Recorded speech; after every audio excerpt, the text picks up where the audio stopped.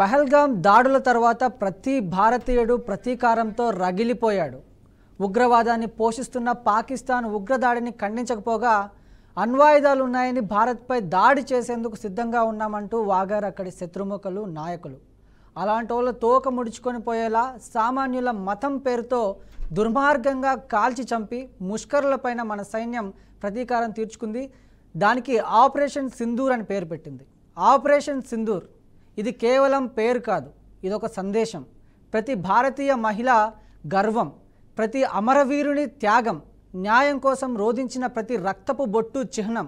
వారు మతం అడిగి మరీ సింధూరాన్ని తుడిచారు. మేం దేశం పేరుతో ఉక్కు లాంటి సమాధానం ఇచ్చాం. ఇది టీజర్ మాత్రమే, అసలు షో ఇంకా ఉంది. అసలు ఈ మొత్తం ఇన్సిడెంట్ గురించి మనతో మాట్లాడేందుకు అడ్వకేట్ మాలతి గారు ఉన్నారు. ఒకసారి మేడంతో మాట్లాడదాం. నమస్తే మేడం. నమస్తే అండి. అసలు ఆపరేషన్ సింధూర్పై మీ అభిప్రాయం ఏంటి మేడం? ఫస్ట్ థింగ్ అయితే హ్యాపీ దివాళీ ఇన్ అడ్వాన్స్. అంటే లిటరలీ ఇది అందరికి ఒక ఫెస్టివల్ లాగా, దివాళీ దసరా అన్నీ కలుపుకొని చేసుకున్న ఫెస్టివల్ అనుకోవచ్చు. ఒకటి గుర్తుపెట్టుకోండి, వాళ్ళు టెర్రరిస్ట్ అటాక్ చేసిన తర్వాత పోయి చెప్పిన మాట ఏంటంటే, అక్కడ ఒక పిల్లడికి మోడీకో బోల్దో అన్నారు. అంటే మోడీకో బోల్దో అంటే మోడీకి చెప్పు అని అర్థం. మోడీ విన్నాడు, యాక్చువల్లీ మోడీజీ విన్నారు. అండ్ దాని తగ్గట్టు యాక్షన్ జరిగింది. అండ్ యాక్షన్ ఏంటో మీకు తెలుసు. అండ్ ఈరోజు మనం ఇంకా చాలా తెలిసిన విషయం ఏంటంటే పిక్చర్ ఆర్ బాకీ హై. సో ఇవన్నీ కూడా ఒక రిటాలియేషన్. అండ్ మనము మన మీద ఏదైనా అటాక్ చేస్తే, ఇండియన్స్ మీద అటాక్ చేస్తే it will not be simple అనేది మనము మొత్తం ప్రపంచవ్యాప్తంగా వరల్డ్ వైడ్గా ఓపెన్గా ఇచ్చిన మెసేజ్. అండ్ ఆల్సో కరెక్ట్ చెప్పాలంటే మనతోని ఇంకెవరు పెట్టుకోరు, వెరీ క్లియర్. సో పాకిస్తాన్కి ఇది ఒక లెసన్.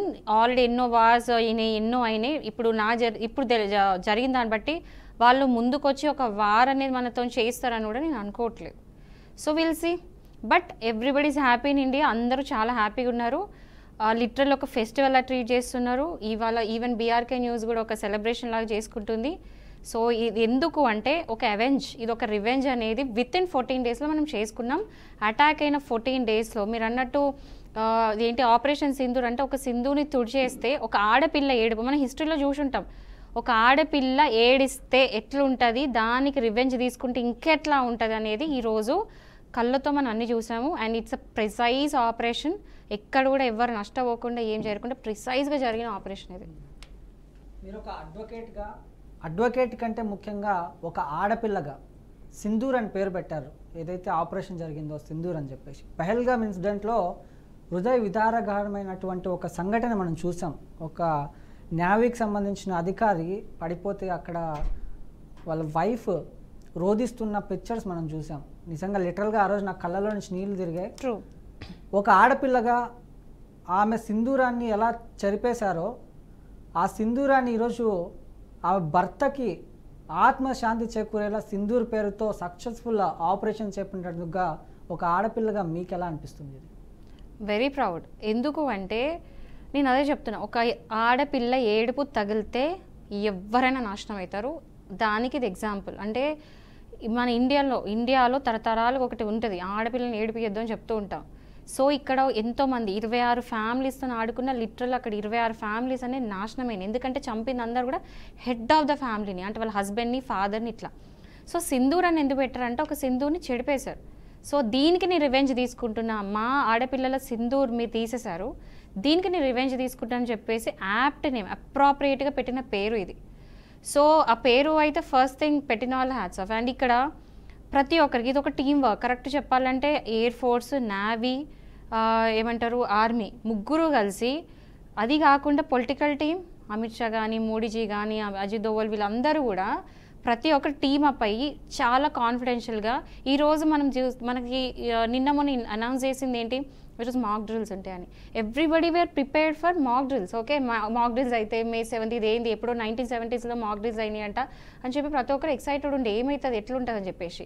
సో ఆ మాక్ డ్రిల్స్కి మనం ఒక విధంగా ప్రిపేర్ అయ్యి రాత్రి పడుకున్నాక లేవడం ఒక గుడ్ న్యూస్తో లేస్తే హ్యాపీనెస్ వేరు కదా. అంటే లేవడం మంచి న్యూస్తో లేచాం.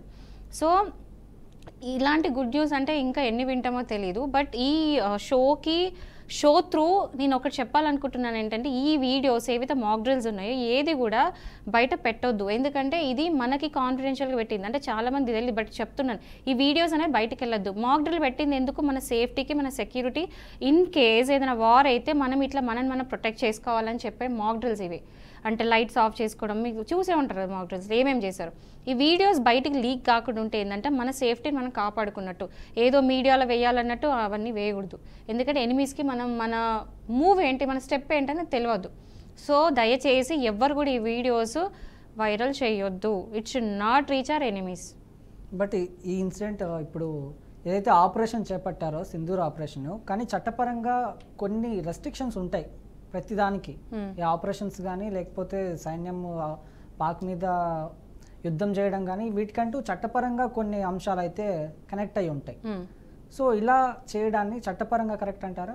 కేటగిరీలో చూద్దాం. కేటగిరీలో నేను ఆన్సర్ చేస్తాను. ఎట్లా అంటే ఇప్పుడు చూడు, మనము ఈ అటాక్ అయిన నెక్స్ట్ డేనే మోడీజీ గారు ఏమన్నారు, సీజ్ ఫైర్ అగ్రిమెంట్ నేను క్యాన్సిల్ చేసుకుంటాను, విత్డ్రా చేసుకుంటాను అన్నారు. Where it was bilateral agreement. Bilateral agreement అంటే ఏంటంటే పాకిస్తాన్, ఇండియా ఇద్దరు కలిసి ఒప్పందంకి వచ్చి అగ్రిమెంట్ సైన్ చేయడం, అంటే రెండు బైలాటరల్. బట్ ఇక్కడ ఏంటంటే అగ్రిమెంట్ క్యాన్సిల్ చేసుకోవాలంటే ఒకరు క్యాన్సిల్ చేసుకోవడానికి లేదు, అయినా కూడా మనం క్యాన్సిల్ చేసుకున్నాం. అదొకటి.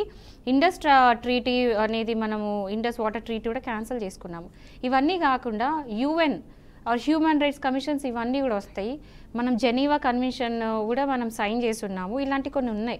షిమ్లా అగ్రిమెంట్స్ ఇవన్నీ ఉన్నాయి. అవన్నీ కూడా షిమ్లా అగ్రిమెంట్ వాళ్ళు క్యాన్సిల్ చేసుకున్నారు కదా, మనము క్యాన్సిల్ చేసుకున్నాం. జెనీవా కన్వెన్షన్స్ ఇవన్నీ ఉన్నాయి. దాంట్లో ఏంటంటే లిమిటెడ్ యూసేజ్ ఆఫ్ మిసైల్స్, అంటే మిసైల్స్ యూజ్ చేయొద్దు అనేది ఒకటి ఉంటుంది. బట్ ఇక్కడ మనం స్పెసిఫిక్గా నేను చెప్పేది ఏంటంటే మనము ఏ సివిలియన్ని హర్ట్ కూడా చేయలేదు. We did not kill any innocent ఒక్కరు కూడా చచ్చిపోలేదు. అక్కడ చనిపోయిన వాళ్ళు టార్గెటెడ్ టెర్రరిస్ట్. 9 ప్లేసెస్లో చచ్చిపోయిన వాళ్ళందరి కూడా టెర్రరిస్టులే. అక్కడ ఏ పాకిస్తాన్ ఏమంటారు లోకలైట్స్, సివిలియన్స్, కిడ్స్, విమెన్ బలి కాలేదు. సో ఇక్కడ అంటే చనిపోయిన వాళ్ళందరూ కూడా టెర్రరిస్ట్. సో ప్రిసైజ్గా అట్లా ప్లాన్ చేసి అటాక్ అనేది చేసిండ్రు. So will see. ఎందుకంటే లా పరంగానైతే మనం ఏం ఫేస్ చేయం. ఎందుకంటే టెర్రరిస్టును ఎవ్వరు పెంచి పోషించద్దు.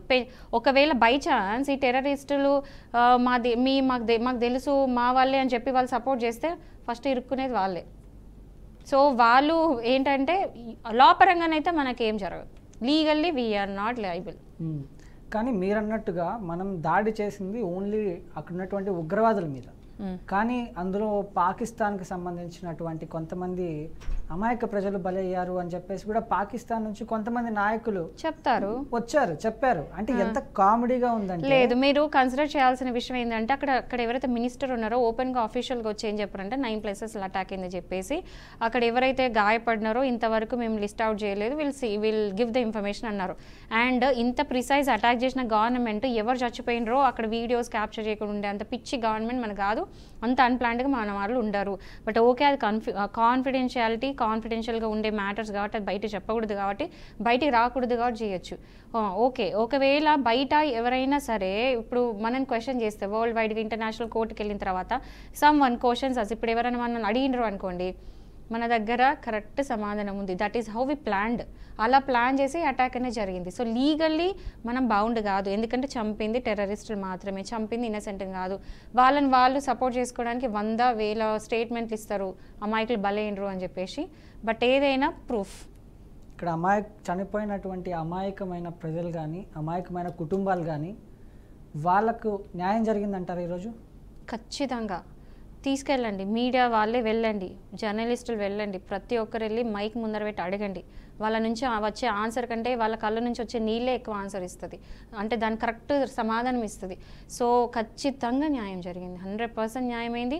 మనమే ఇంత హ్యాపీ అవుతున్నాము అంటే ఆ ఫ్యామిలీస్ ఇంకెంత హ్యాపీ అయ్యాలి. దో వాళ్ళ ఫ్యామిలీ మెంబర్ని వాళ్ళు లూజ్ అయినరు, దేశం కోసమో దేనికోసమో మతం కోసం అనేది పక్క పెడితే, దేనివల్ల అయిందని పక్క పెడితే వాళ్ళ దాంట్లో ప్రతి ఒక్కరి ఇంట్లో బాధ అనేది ఉంది. బట్ ఇది ఒక రివెంజ్ కాబట్టి ఖచ్చితంగా వాళ్ళని తృప్తిపరిచి ఉంటుంది. అట్లీస్ట్ మనం ఎనిమిని రివెంజ్ తీసుకున్నాము, ఎనిమి పైన అని చెప్పేసి.